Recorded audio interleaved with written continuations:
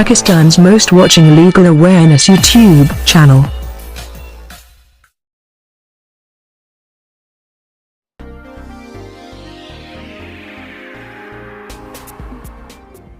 Bismillahirrahmanirrahim. Alhamdulillahi Rabbil Alameen. Assalamu alaikum friends and viewers. I hope all are fine. This is Mubashir Iqbal Chauhan, Advocate High Court and Legal Lecturer. Series of Legal Lectures के अंदर हमारा आज का subject law of equity, हमारा topic या question equity act in personam. Equity, इसके ऊपर हम अपने लेक्चर्स ऑलरेडी अपलोड कर चुके हैं। इक्विटी क्या है? एक बियॉन्ड द लॉ, एक ऐसा रिलीफ है जो लॉ के अंदर मेंशन ना हो, जो लॉ के अंदर दर्ज ना हो। ऐसी रेमेडीज़, ऐसे डैमेजेस आप लेते हो लॉ से जहाँ पर लॉ आपको कोई डैमेजेस, कोई कंपनसेशन नहीं देता, but in case of equity आप वो कोर्ट ऑफ चांसरी या हाई कोर्ट से जाकर या अपर सुपीरियर कोर्ट से जाकर आप अपने लिए वो रिलीफ ग्रांट करवा सकते हो। तो इक्विटी एक्ट इन पर्सोनम क्या है, कैसे डील करता है, किस तरह से इसको इनिशिएट किया जाता है, कैसे इसको प्रोसीड करवाया जाता है, कैसे इसको आगे इस केस को कैसे चलाया जा सकता है और ये किसके खिलाफ होता है और किसकी फेवर में होता है। डिटेल डिस्कशन करने से पहले एज यूजुअल अगर आप मेरे YouTube channel law and communication skills के ऊपर नए हैं तो रेड बटन को क्लिक करके मेरे चैनल को सब्सक्राइब करना और साथ में ही बेल आइकॉन को प्रेस करके ऑल नोटिफिकेशन करना ना भूलें, ताकि मेरे ऐसे ही फर्दर तमाम इंफॉर्मेटिव लेक्चर्स आपकी एक्सेस में रहे और उनके नोटिफिकेशन आपको बर वक्त मिलते रहें।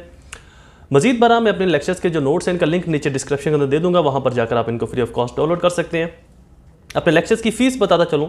मेरे लेक्चर्स की फीस आपने 3 स्टेप के अंदर पे करनी है। फर्स्ट स्टेप कम से कम 10 रुपये आपने डोनेट करने हैं। सेकंड स्टेप कम से कम 2 लोगों की आपने हेल्प करनी है। और थर्ड स्टेप मेरे पेरेंट्स के लिए दुआ, अल्लाह ताला उनको सेहत तंदुरुस्ती दे और उनका साया मेरे सर के ऊपर सलामत रखे।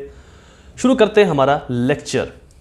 एक और रिक्वेस्ट करता चलूँ, मेरी वीडियोज़ को, मेरे लेक्चर्स को तमाम सोशल नेटवर्क्स के अंदर शेयर ज़रूर किया करें। ज़्यादा से ज़्यादा इससे लोग मुस्तफ़ीद होंगे, मुझे और आपको अपनी दुआओं में याद रखेंगे। आप मुझे अपनी दुआओं में याद रखें और जिनकी आप मदद करेंगे, जिनकी आप हेल्प करेंगे, आप भी उनकी दुआओं के अंदर आ सकेंगे। तो वीडियोस को, लेक्चर्स को अपने सोशल नेटवर्क्स के अंदर, अपने फेसबुक पेजेस के अंदर, अपने इंस्टाग्राम, अपने व्हाट्सएप ग्रुप्स के अंदर इनके लिंक्स को सेंड ज़रूर किया करें, भेजा ज़रूर करें, ताकि ज़्यादा से ज़्यादा लोग इससे मुस्तफ़ीद हो सकें, मुझे और आपको अपनी दुआओं में याद रख सकें। शुरू करते हैं हमारा lecture, equity act in personam. Equity act in personam mean when court direction to individuals person, when court grant a direction to individuals person is called equity act in personam. When court directions to individuals persons, personam कहलाता है। personam personal से deal करता है, individual से deal करता है, group of individual से, group of personal से, या ग्रुप या in specific person, in person से डील करता है। इसको और आसान अल्फाज के अंदर समझाता चलूँ, जैसे कि हमने इंग्लिश जूरिस्प्रूडेंस के अंदर मेरा लेक्चर अपलोड होगा, वो देख लीजिएगा। Right in rem, right in personam के ऊपर 2 तरह के राइट होते हैं, right in rem and right in personam. Right in rem कौन सा होता है? जो ऑल ओवर द पर्सन, जो ऑल पर्सन्स के लिए होता है, जो तमाम लोगों के लिए होता है, जो एक से ज़ायद लोगों के लिए होता है, जो पूरी स्टेट, रियासत, पूरी दुनिया के लिए होता है। और राइट इन पर्सोनम जो इंडिविजुअल्स के राइट होते हैं, इन पर्सन राइट, लाइक मैं इंडिविजुअल्स हूँ, मेरे जो राइट्स हैं, आप इंडिविजुअल्स हैं, आपके जो राइट्स हैं। तो इसी तरह से इक्विटी इन रेम और इक्विटी इन पर्सोनम होता है। अभी भी समझ नहीं आई, और डिटेल से समझाता हूं, मेरी तरफ फोकस कीजिएगा, अपना ध्यान बटने ना दें। अगर इस एग्जांपल को आप नहीं समझ पाए तो इक्विटी इन पर्सोनम आपको समझ नहीं आ पाएगा। आसान अल्फाज के अंदर समझाता हूं इक्विटी इन पर्सोनम क्या है, ध्यान से फोकस करके मेरी तरफ देखिएगा। इक्विटी इन पर्सोनम, फॉर एग्जाम्पल, ए एक शख्स है, बी दूसरा शख्स है। ए ने बी के साथ कोई एग्रीमेंट किया, कोई कॉन्ट्रैक्ट किया। अच्छा, एक और चीज़ जो इक्विटी है, ये सिविल रॉन्ग्स के अंदर डील करती है। जैसे कि कॉन्ट्रैक्ट सिविल रॉन्ग्स में डील करता है, इक्विटी भी सिविल रॉन्ग्स की डैमेजेस है, सिविल रॉन्ग्स के साथ डील करती है। बट बहुत से एक्सेप्शन केसेस है जहां पर इक्विटी इन क्रिमिनल केसेस भी डील करती है, but there are exception cases. Mostly और मेजोरिटी के साथ ये सिविल केसेस में डील करती है। ए एक शख्स है, बी दूसरा शख्स है। ध्यान से फोकस करके, ये एग्जाम्पल रहना जाए, मैं आपसे मुखातिब हूँ। इससे पहले 2 बार मैंने समझाया, आपको समझ नहीं लगी, मुझे पता है, क्योंकि वो लेक्चरर्स को भी उसकी समझ नहीं लगती। ये एग्जाम्पल से मैं समझा रहा हूँ, फोकस करके। ए ने बी के साथ एग्रीमेंट किया, बी ने उस एग्रीमेंट के अंदर कोई ऐसी मिस रिप्रेजेंटेशंस कर दी, कोई ऐसी मिस्टेक कर दी या उसको फुलफिल नहीं किया। ए कोर्ट ऑफ चांसरी के पास जाता है। कोर्ट ऑफ चांसरी क्या है, इसको भी एक्सप्लेन करता चलो। Court of chancery in British language upper court को, सुपीरियर कोर्ट को, चांसरी से मुराद होता है अदालत आलिया, एक लातीनी टर्म भी है। Superior court, most authoritative court, जिसको कोर्ट ऑफ चांसरी कहते हैं, जो ऐसे तमाम केसेस को सुन सके जिनको आम अदालतें ना सुन सकती हों, that is called court of chancery. तो इसको हम अपनी आम जुबान के अंदर हाई कोर्ट भी कह सकते हैं। अदालत आलिया, हाई कोर्ट और सुप्रीम कोर्ट में हम इसको कह सकते हैं, क्योंकि इनिशियली जो ऐसे प्रेसिडेंटल केस होते हैं वो हाई कोर्ट ही सुनती है, लोअर कोर्ट्स उनको सुनने का इख्तियार नहीं रखती और ना ही लोअर कोर्ट मजाज होती है ऐसे केसेस को सुनने के। एनीवे, बी ने उस एग्रीमेंट को फुलफिल नहीं किया, ए कोर्ट के पास जाता है। कोर्ट को जाकर कहता है कि बी के साथ मेरा ये एग्रीमेंट था, बी ने इसको फुलफिल नहीं किया। एग्रीमेंट क्या था? बी का एक घर था मॉडल टाउन के अंदर और घर था 10 मरले का। मैंने वो घर 50 लाख में इससे खरीदने का एग्रीमेंट किया, 20 लाख रुपए मैंने इसको दे दिया, 30 बकाया था। 3 माह बाद इसने मुझे इसकी डिलीवरी करनी थी, पोजेशन देना था, इंतकाल करना था, म्यूटेशन करना था। अदालत एक समन जारी करती है। समन बोले तो इन्विटेशन, इन्विटेशन मीन बुलावा, किसी के पास किसी शख्स को भजवाना या इन डॉक्यूमेंट्री फॉर्म को डॉक्यूमेंट्स के ऊपर किसी कागज़ के ऊपर लिखकर भजवाना के जनाबे आली कोर्ट पेश होकर अपनी वजाहत दो, ताड़े खिलाफ एक केस आ चुकी है कोर्ट। इन्विटेशन भजवाना, बुलावा भजवाना, समन भजवाना। समन किसको भजवाया जा रहा है? बी को। एग्रीमेंट बी ने तोड़ा।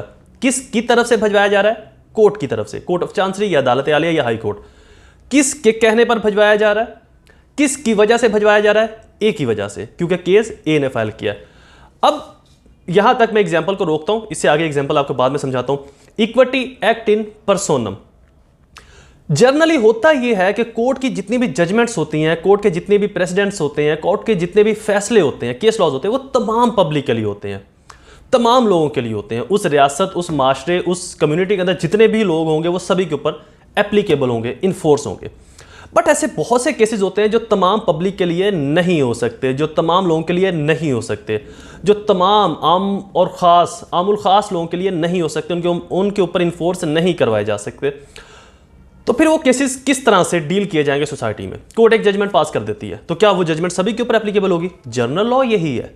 But in exceptional law equity ने ये रियलाइज किया, लॉ ने ये देखा कि बहुत से ऐसे डिसीजंस होते हैं, बहुत से ऐसे फैसले होते हैं जो तमाम लोगों के ऊपर एप्लीकेबल नहीं किए जा सकते, इन्फोर्स नहीं करवाए जा सकते।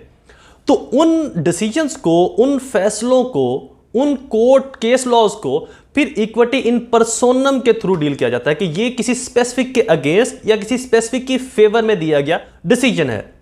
तो इक्विटी रिलीफ जो आपको आउट ऑफ लॉ यानी कि लॉ के अंदर मेंशन ना हो तो आपको दिया जाता है, कोर्ट की तरफ से दिलवाया जाता है आपके राइट की वायलेशन की सूरत में। एक्ट आपका वर्क, आपका काम इन पर्सोनम यानी कि ऐसा इंसाफ, जो ऐसा काम जो किसी इंडिविजुअल की फेवर में या उसके अगेंस्ट वर्क करे, काम करे।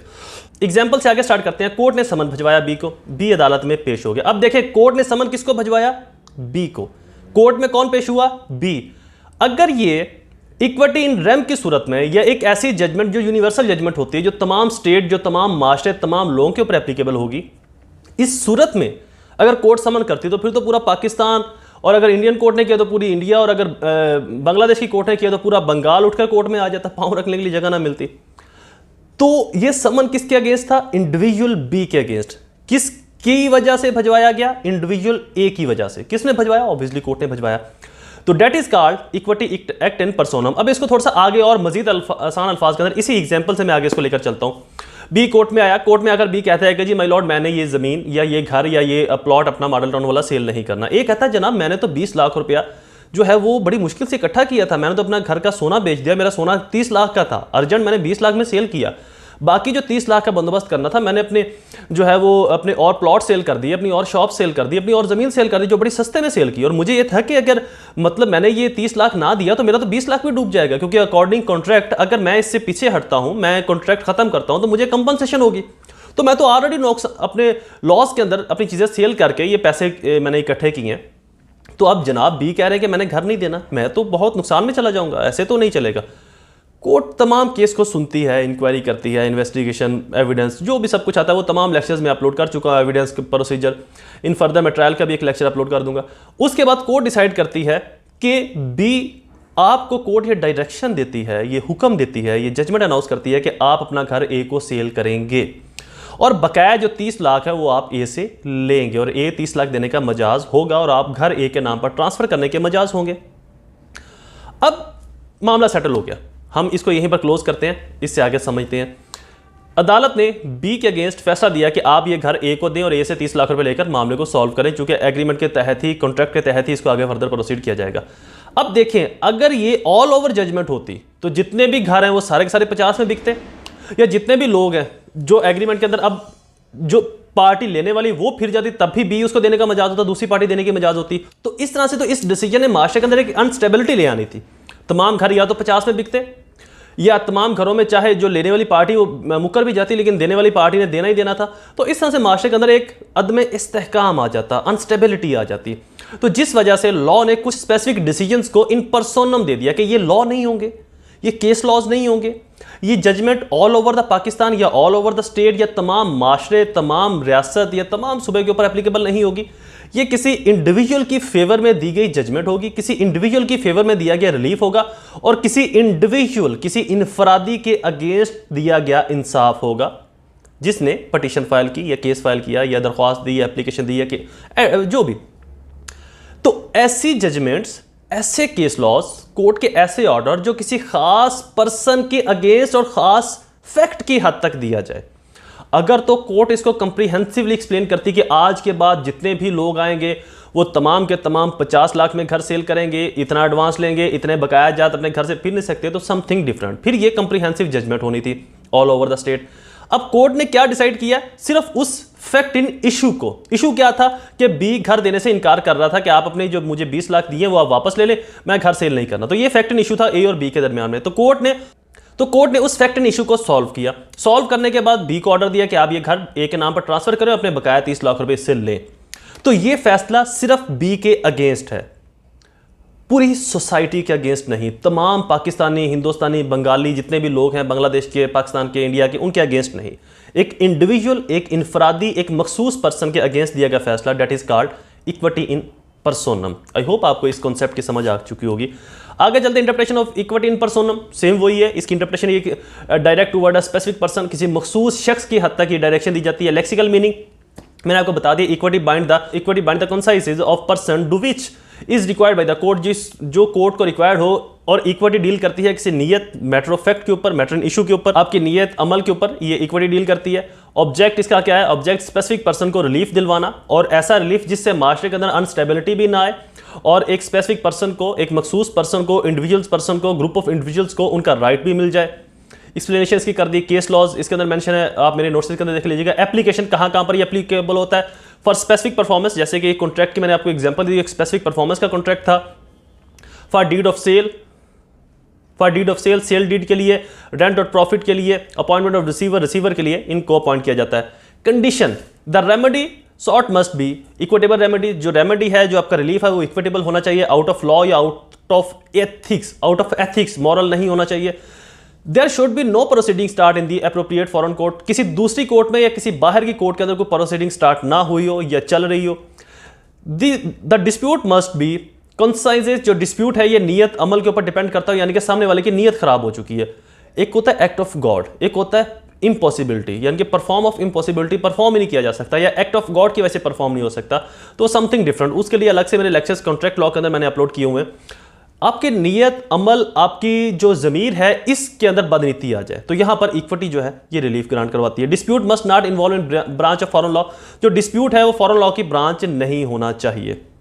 एक्सेप्शन क्या है इसकी, it will not apply to an action for local transfer of land in the abroad, जो जमीन है वो अब्रॉड के अंदर ना हो, किसी ऐसी ज्यूरिसडिक्शन के अंदर ना हो, जो कोर्ट किसी ऐसे एरिया में ना हो जो कोर्ट की ज्यूरिसडिक्शन में नहीं आता। It has no application where there is no contract and dispute between the parties, only question of title of foreign lands. अगर डिस्प्यूट नहीं होगा, पार्टीज के दरमियान कॉन्ट्रैक्ट नहीं होगा, तो इक्विटी जो है वो रिलीफ ग्रांट नहीं करेगी। लिमिटेशन क्या है इसकी, jurisdiction of court, with in the jurisdiction of court की जुरिसडिक्शन के अंदर होना जरूरी है। लोकल ट्रस्ट पास, जो लोकल ट्रस्ट पास है वो अप्लाइड ना हुआ हो। Rule another country, the maximum not apply court order the violating the legal rules of another, किसी दूसरी कंट्री के रूल्स को अगर वायलेट किया गया तो कोर्ट ऑर्डर नहीं कर सकती पाकिस्तान की। The maximum is not apply if the order given by the court is not applicable being executed without the interference of foreign court.